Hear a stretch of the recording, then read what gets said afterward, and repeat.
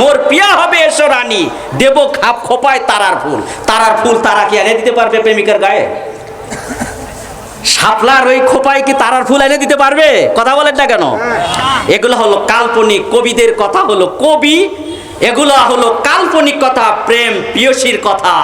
সকাল সন্ধ্যায় দেখি না তোমাকে, ফুলের অজস্রে নয়নে ভেসে ওঠে। কাল গধূলি বেলায় বাসন্তী রঙের শাড়ি তুমি পরেছিলে, কলসি কাঁধে নিয়ে নদীর কিনারা থেকে ভালোবাসায় সারা রাত আমি ঘুমাইনি। দেখেছি ওই স্মৃতি লগ্নে তুমি কেমন আছো গো, তোমার মাথার কেষ্ট চূড়ায় সেই ভরানো কেশগুলো ছড়ানো, কি সুগন্ধ হাসনার হেনার মতো। রাত পোহাবো, রাত পোহাবে, রাত পোহাবে, হাসনার গন্ধ যেন শেষ হয় না। কবিদের যে কাব্যিক সাহিত্যগুলো কি সুন্দর, তাদের শুনেই মনে করে যে প্রেম করার ইচ্ছা করে, প্রেম জেগে ওঠে। আর মেসাল মানুষের মন তো এমনি নরম, যায়া যদি কন যে খালি ভাবি আপনার মতো বউ আর জীবনে পাইলাম না, হাই রে আপনি খাটেন, হ্যাঁ তোমাকে তোমার বাইরের সোহে পড়ে না, তোমাই গাড়ি সোহে খালি পড়ে। ভাবি একবারে গলে গেছে, এই কথা যেই কইছে হাই রে বাইরে কি হলো, অবস্থাটা এমন হয়ে যায় ভাবি 3 মাস না যেতে দেওয়ার এক নিয়ে পালায় চলে গেল। ওই সুযোগ কি দেওয়া যাবো না? ওই সুযোগ দেওয়া যাবে না। বাবিক যা প্রশংসা করলো, ওই প্রশংসা যাতে না করতে পারে। আল্লাহর নবী বলেছেন দেবর হলো স্বামীর ছোট ভাই হলো। দেবর যাকে আমরা বলি হিন্দু ভাষায়, দেবরটা আসছে দ্বিতীয় বর, মানে স্বামীর দ্বিতীয়, স্বামী মরিয়া গেলে বা স্বামী অ্যাবসেন্টে ভাবি দেবর যে থাকে ওটা হলো দ্বিতীয় বর, সেখান থেকে দেবর। পরিবেশটা তৈরি করে দিন। আল্লাহর নবী বলেছেন, আল্লাহর নবী বলেছেন মৃত্যু ভাইয়ের স্বামীর, এই দেবর, কত কঠিন কথা, এখানে কঠিন কথা। অথচ দেবর আর ভাবি এক বিছনাত বসে থেকে খোশ গল্প করতেছে, এই তোরা ওখানে কি করো? কয় যে না ভাই, ওই যে ভাবি ওই যে তার বাপের বাড়িতে ফোন আসছিল, তো আমার ফোনটা নিয়ে কথা বল। আমি রাজশাহী কারাগারে ছিলাম দীর্ঘ সময়, 1997 সালে 7ই জানুয়ারি। রাজশাহী কারাগারে যতদিন থেকেছি কিছু ভাইকে পেয়েছিলাম, পবিত্র মাহে রমজানে ছিলাম। ওই জায়গায় যারা আমার পাশে এসেছিলেন সবাই বলছেন যে আমার বউ আমার বিরুদ্ধে মামলা করছে, আমার বউ আর একজনের হাত ধরে চলে গেছে। নারী ঘটিত বিষয়, স্ত্রীকে শাসন করার কারণে অধিকাংশ পুরুষ নারী নির্যাতন এই মামলায় তারা পড়েছে। বইয়ের বিরুদ্ধে কিছু করবেন, নারী নির্যাতন করবেন, কয় আমার স্বাধীনতা যা বলতেছে, যে স্বামী বলতেছে, স্বামীকে বলতেছে ওয়েস্টার্ন কালচারের মেয়েরা, স্বামীকে বলতেছে যে প্রাণের স্বামী, আমি যে আজকে বয়ফ্রেন্ড নিয়ে একটু ক্লাবে থাকবো, তুমি ক্লাবে থাকবা মানে ঘর ছেড়ে দিয়ে, এটা আমার স্বাধীনতা, এই স্বাধীনতা চায়। বয়ফ্রেন্ড নিয়ে সারা রাত ফুর্তি করে, স্বামী বাধা দিয়েছে, তৃতীয় দিনে যা সেটা থানায় যা অবজেকশন দিয়েছে, ওসি সাহেব ডেকে নিয়ে আসছে, তোমার স্ত্রী বয়ফ্রেন্ড নিয়ে রাত কাটাবে ক্লাবে, তুমি বাধা দাও, স্বাধীনতার খর্ব করো, এটা কি তুমি জানো, আইন জানো? কয় যে হ্যাঁ আমার স্ত্রী কেন যাবে? তোমার স্ত্রী কেন যাবে? ও বয়ফ্রেন্ড একটু কেন 10টা নিয়ে রাত যাপন করুক, তোমার কি? তোমাকে কিন্তু জেলে ঢোকাবো, লকাবে ঢোকাবো। ঘটনা কি এরকম কিনা? কথা বলেন, এরকম কিনা? কথা ঠিক কিনা? মুসলমান ভাইরা আমার, হযরত মুসা আলাইহিস সালাম এক ঘুষি মেরে দিলেন, তার পক্ষের লোক জিতে গেল, প্রতিপক্ষ মারা গেল। পরের দিন ওই রাস্তায় চলছিলেন, একজন আরো আবার 2জন যুবক, অমনি 2জন যুবক গন্ডগোল করে আওয়ামী লীগ আর বিএনপি লেগে গেল। এরপরে যায় বলতেছে ভাই দেখেন তো ওই লোকটা আমার শত্রু। বলে তাই নাকি? বলে হ্যাঁ। ওকে যায় ধরে ফেললো।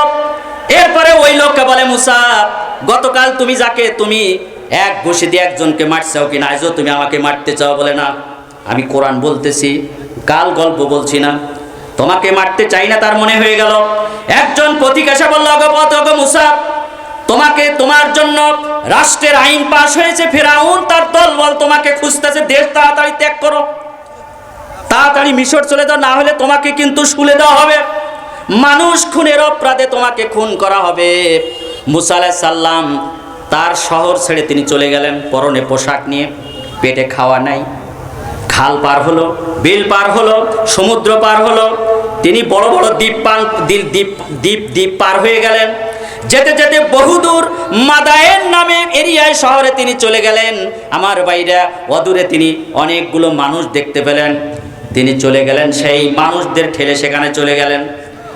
যা দেখে যে মাদায়েন নামে একটা কূপ রয়েছে, তাফসিরে এসেছে, ওই কূপে গৃহপালিত পশুদের তারা পানি খাওয়াচ্ছেন। উনি পানি খাওয়ান দেখলেন, বহু লোক সেখানে পানি খাওয়াচ্ছে। উনি দেখলেন অদূরে দুইজন যুবতী দাঁড়ায়, খুব শালীনভাবে বিনয়ী হয়ে দাঁড়িয়ে রয়েছে। হযরত মুসা আলাইহিস সালাতু ওয়াস সালাম বললেন, ওগো বোন, তোমরা এখানে কেন দাঁড়িয়ে, কেন তোমাদের কি প্রবলেম, সমস্যাটা কি? আমার ভাইরা সমস্যার কথা বলেন, সমস্যাটা কি? ওই দুই বোন বললেন, ওগো পথিক, তোমাকে আমরা চিনি না, আপনাকে আমরা দেখি নাই, চিনি নাই।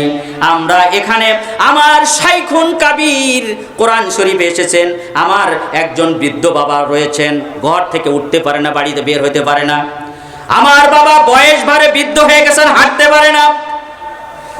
আমরা ভাই নাই, আমরা দুই যুবতী বোন এই আমাদের গৃহপালিত পশুকে পানি খাওয়ানোর জন্য এসেছি। বলে তাই নাকি? বলে হ্যাঁ। তো তোমরা যাও না কেন? বলে এত মানুষ ডিঙ্গায় গিয়ে সেখানে পানি খাওয়ানো আমাদের শোভা পাবে না, আমাদেরকে বেইজ্জতি হওয়া লাগতে পারে। আমার কওমের লোকেরা চলে যাক, তারপরে আমরা পানি খাওয়াবো। হযরত মুসা আলাইহিস সালাতু ওয়াস সালাম বললেন, বোন কিছু যদি মনে না করো, স্কুইজ মি প্লিজ, যদি কিছু মনে না করো অনুগ্রহপূর্বক তোমার গৃহপালিত পশুগুলো আমার হাতে দিয়ে দাও। আমি মুসা গিয়ে ওই কূপ থেকে পানি নিয়ে তাদের তৃষ্ণা মিটাইয়া দেই। দুই যুবতী বললেন, ওগো যুবক, এই কাজ করলে তোমাকে আল্লাহ বহু কল্যাণ দান করবেন, তুমি কাজ করে দিতে পারো। মুসা আলাইহিস সালামের চেহারা, ওই যে বললাম এত সুন্দর চেহারা, বড় দেহের মানুষ ছিলেন, তার শরীরের মাংসগুলো ছিল কোষ কোষ, হাদিস শরীফে এসেছে। আল্লাহর নবী আল্লাহ পাক কোরআনে বলেছেন কাবিয়ুল আমিন। মুসা আলাইহিস সালাম ছিলেন শক্তিশালী বিশ্বস্ত মানুষ। কিছু কিছু মানুষ আছে হ্যাবিউ সালাম, বা তার টোন শুনলেই রাস্তা ছেড়ে দেয়, আছে না এরকম মানুষ? এই টোন শোনার পরে সবাই রাস্তা করে দিলেন। মুসা আলাইহিস সালাম গৃহপালিত পশুগুলো নিয়ে কূপ থেকে পানি খাওয়ায়া দিয়ে ওই পশুগুলোকে তার ওই যুবতীর হাতে দিয়ে দিলে, তোমরা চলে যেতে পারো। ওই দুই যুবতী চলে গেলেন পশু নিয়ে। মুসা আলাইহিস সালাম একটি গাছের নিচে উনি একটু বিশ্রাম নিলেন। দীর্ঘ সময় হেঁটে হেঁটে এসেছি, শরীর অস্থির। তিনি ওই ছায়ার নিচে বসে তিনি দোয়া করেন, আল্লাহর কাছে দোয়া করেন। দোয়াটি হলো, মুসা আলাইহিস সালাম বলতেছিলেন, হযরত মুসা আলাইহিস সালাতু ওয়াস সালাম ওই সময় তিনি এই দোয়া পড়তেছিলেন, রব্বি ইন্নী লিমা আনজালতা ইলাইয়া মিন খায়রিন ফাকির। আল্লাহু আকবার। রব্বি, হে আমার রব, ইন্নী, নিশ্চয় আমি, লিমা আনজালতা, তোমার পাওয়ার আশায়, অবতীর্ণ যে হবে আমার কাছে আসবে সেটার আশায়, ইলাইয়া মিন খায়রিন ফাকির, তোমার কল্যাণ, নিয়ামত, তোমার রহম পাওয়ার আশায় তুমি আমাকে যে অবস্থায় রাখো, ওইটার কাঙ্গাল হয়ে, ফকির মানে কাঙ্গাল, এই কাঙ্গাল হয়ে আমি বসে আছি। রব, তুমি আমাকে যেভাবে রাখো আমি খুশি। বাপ মরে যায়, মাও মরে যায়, সলপাল যায় কান্দে, অথবা স্বামী মারা যায়, বউ যায় কান্দে, আমার এই পাহাদান কি ক্ষতি করছি, ও আল্লাহ রে, আমার পাহাদান কেটে নিলা। এই করুণা করা হারাম, এই করুণা করা হারাম। মারা গেছে এটার উপর খুশি থাকতে হবে, পঙ্গু হয়েছে এটার উপর খুশি থাকতে হবে, রোড অ্যাক্সিডেন্ট হয়েছে এটার উপর খুশি থাকতে হবে। সর্বাবস্থায় খুশি থেকে, সর্বাবস্থায় খুশি থেকে আল্লাহর কাছে দোয়া করতে হবে। মুসা আলাইহিস সালামের বাপ ছিলেন ওই জায়গায়, তাকে মেরে ফেলবে এই ভয়ে তো চলে গেলেন নাকি? অসহায় হয়ে, একেবারে শরণার্থী হয়ে, কেউ তাকে চেনে না, কাউকে চেনেন না, এই অবস্থায় তিনি চলে গেলেন। ওই জায়গায় যা তিনি দোয়া করলেন, দোয়া করলেন কি?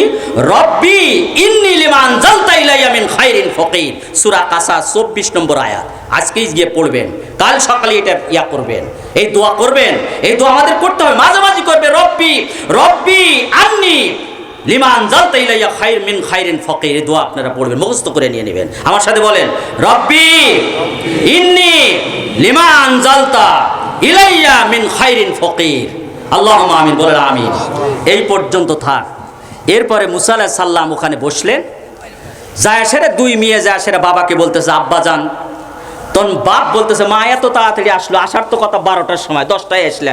কয় বাবা, একজন যুবক আসছিল, এত সুন্দর, তার শক্তিশালী বিশ্বস্ত মনে হলো, এই লোক এসে আমাদের এই গৃহপালিত পশু দিয়ে পানি খাওয়াইয়া দিছে। তখন বাপ বলতেছে, মারে ওকে ডাক দে, ওই পতিকে কিছু মজুরি দিয়ে দিই, ওই পতিকে কিছু মজুরি দিয়ে দিই। তখন ওই তার এক মেয়ে গেলেন, যে ফাজা আধু ইহেদা হুমা, দুই বোনের এক বোন গেলেন, তামসি আলা আলাস তামসি আলাস্তিহিয়া ইন, কোরআন শরীফের আয়াত। তামসি আলাস্তিহিয়া মানে বিনম্র হয়ে, এত নম্র ভদ্র হয়ে লজ্জাবনত অবস্থায় তিনি হেঁটে গেলেন। এখন আমাদের বিটি সলের মতো আটা দেহেই তো মনে হয় জেন্সের প্যান্ট পরছে, বেটা সাল্লা মেসাল বোঝাই কোটি, টি শার্ট পরা, চুলগুলা তো ছোট ছোট কাটা। আমি তো মনে করছি যে অনেকে বাবলি রাখে, হ্যাঁ আগাও যে বা পাশাও হবে একই, সামনে পিছনে সব সমান। বেটি সল না বেটা সল চেনার উপায় নাই। বিশ্বকবি বলেছেন, ওয়াজামে হো তুম নাসরব তু তামাদ্দুন মে হনুত, এ মুসলমান जो जिन्हें देखे शर्माए आहुत। চাল চলনে হিন্দু তুমি, বেশভূষাতে খ্রিস্টিয়ান, মুসলমানে যারে দেখে ইয়াহুদ করে লজ্জা জ্ঞান।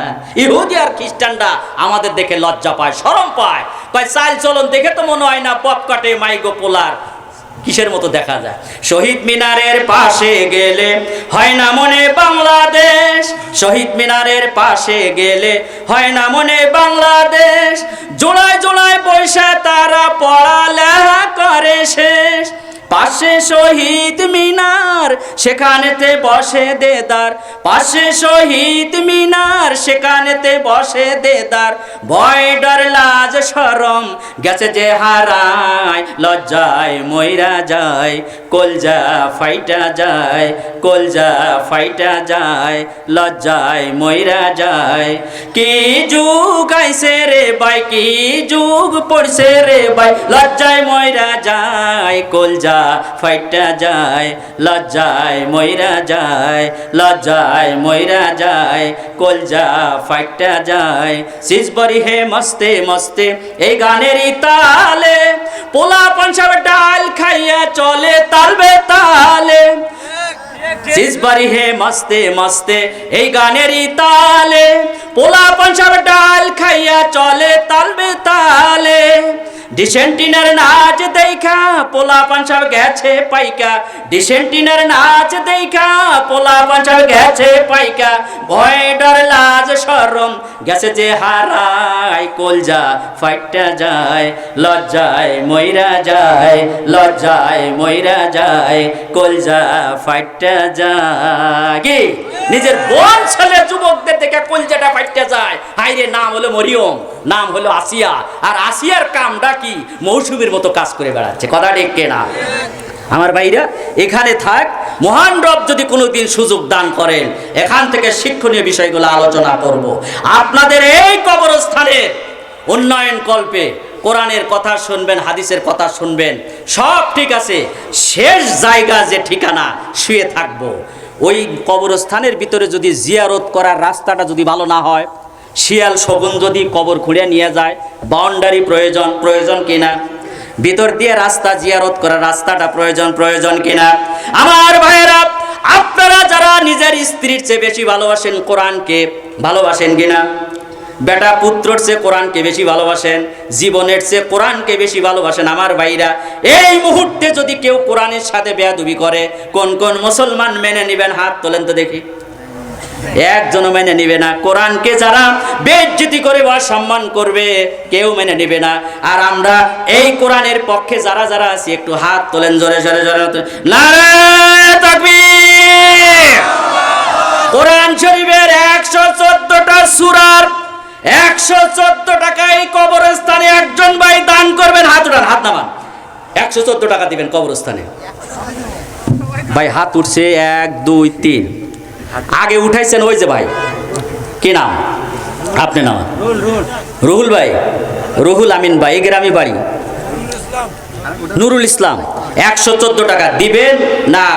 আচ্ছা দিয়ে যান, মঞ্চে দিয়ে যান। আর যারা এখানে আছে তারা লিখে দেন। কোরআন শরীফ 114টা সূরা না 115? কথা বলেন না কেন? 15 না 114? 114। এর মধ্যে আলহামদ সূরা আছে, আছে কিনা? সূরা ফাতিহা আছে, সূরা ইয়াসিন আছে। তাহলে 114 মর্যাদা মহান রবের কাছে, যার সংখ্যা 114 টাকা নুরুল ইসলাম ভাই দান করলেন। আল্লাহ দানকারী দান কবুল করে নাও, আল্লাহুম্মা আমিন। আই রব্বুল আলামিন নুরুল ইসলাম ভাই কবরস্থানের উন্নয়নে 114 টাকা দান করলেন। আল্লাহ দানকারী দান কবুল করো, হায়াত দারাজ করে দাও। আল্লাহ নুরুল ইসলাম ভাই 114 সূরার ভিতরে অসংখ্য আয়াত রয়েছে, অনেক ভালো ভালো সূরা রয়েছে, আয়াতুল কুরসি রয়েছে, সূরা হাসর রয়েছে। আল্লাহ এর ভিতরে অনেক গুরুত্বপূর্ণ আমল রয়েছেন। আল্লাহ এই দানের উসিলা করে তার জীবন পরিবর্তন করে দাও। আল্লাহ নুরুল ইসলাম ভাই যদি হজ না করে থাকেন, খানায় কাবার মেহমান বানায় দাও। আল্লাহ পরিবারকে তুমি মা ফাতেমার মতো পরিবার তুমি বানায় দাও। হযরত আলীর মতো তার দাম্পত্য জীবন বানায় দাও। হযরত আসিয়ার মতো দাম্পত্য তুমি বানায় দাও। আয় আল্লাহ তার ঘরের বিবি যেন মা রহিমার মতো হয়, তৌফিক দিয়ে দাও। ওয়ারহামনা মাহুম বিরহমাতিকা ইয়া আরহামার রাহিমিন। 114 শেষ। আমার ভাইরা, এরপরে বলেন তো কোরআন শরীফে কয়টা আয়াত রয়েছে? 6666টি আয়াত। এই সংখ্যায় একজন ভাই কবরস্থানের উন্নয়নে 6666টি টাকা দান করবেন। আমার ভাইরা তার জন্য দোয়া করব। একজন ভাই দান করবেন, একটু মনটা নরম করেন। এর ভিতরে পাবেন আপনি সুম্মুম বুকমুন উমিয়ুন ফাহুম লা ইয়ারজিউন। এর ভিতরে পাবেন আয়াতুল কুরসি, আল্লাহু লা ইলাহা ইল্লা হুয়াল হাইয়ুল কাইয়্যুম। এর ভিতরে পাবেন মাটি দেওয়ার দোয়া, মিনহা খলাকনাকুম ওয়া ফিহা নুঈদুকুম ওয়া মিনহা নুখরিজুকুম তারাতান উখরা। আমার ভাইরা, এত গুরুত্বপূর্ণ কথা এই কোরআন শরীফে রয়েছে। এই 6666 সংখ্যা আমি আপনার জন্য দোয়া করে যাব। মহান রব্বুল আলামিন আপনার পরিবারে যে সন্তানটা রয়েছে, ছেলে যদি থাকে তার চরিত্র হবে ওমরের মতো, নেতা হবে ওমরের মতো, মেয়ে যদি থাকে মা ফাতেমাতুজ জাহরার মতো হবে। আমার ভাইরা, তাদের জন্য আমি দোয়া করে যাব। কি আছেন কি একজন ভাই 6666? এই সাগর সহযোগিতা করতে হবে। সাগর আছে নাকি? সহযোগিতা করতে হবে। 6666 টাকা। এই মাহফিলের সঞ্চালক ছোট ভাই সাগর পারমাণবিক বিদ্যুৎ কেন্দ্রে চাকরি করে নাকি? তাহলে তোমার নামটাই বলে দিই। জুলুম হবে। আমি আরো বেশি দিতে চাইছিলাম। আরে বাবা, এটা তো শুরু। আচ্ছা, আমি নগদ 7000 টাকা দিচ্ছি। না, আমি 7000 নেব না, আমি 6666। ঠিক আছে। কি করেন? এই জবান দিয়ে দুই কথা বলা যায় না হুজুর, আরল্লাহ বেশি এর শক্ত দলি, কিন্তু আমরা বিশের আবেদন করছি না। সেটা পরে, এটা তো হলো শুরু। আমি অর্ধে বরকতটা শুরু, এটা তো প্রথম। সাগর তো সাগরই, ওর নামও সাগর, কলজাও সাগরের মতো। কথা ঠিক কিনা? নারে তাকবীর।